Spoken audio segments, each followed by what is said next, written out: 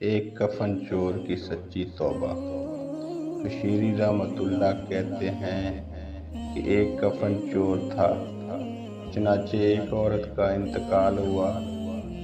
جب اس کو کفنا کر لوگ قبر تک لے گئے تو کفن چور نے بھی شرکت کی۔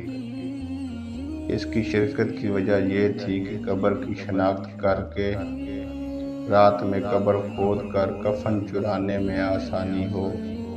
جب لوگ دفن کر کے واپس آ گئے اور رات ہوئی تو کفن چور نے قبر کو کھودا۔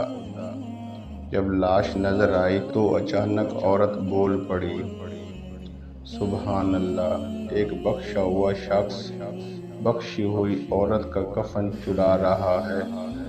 کفن چور چونک پڑا اور کہنے لگا، اے عورت! تسلیم ہے کہ تیری مغفرت ہوئی ہے، لیکن میں کیسے مغفور ہو گیا؟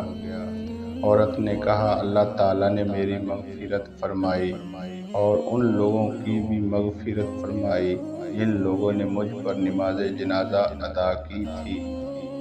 تو بھی میری نماز جنازہ میں شریک تھا۔ یہ سن کر کفن چور نے ارادہ ترک کر کے مٹی برابر کر دی اور پھر ایسی توبہ کی کہ صالحین کے گروہ میں اس کا شمار ہونے لگا۔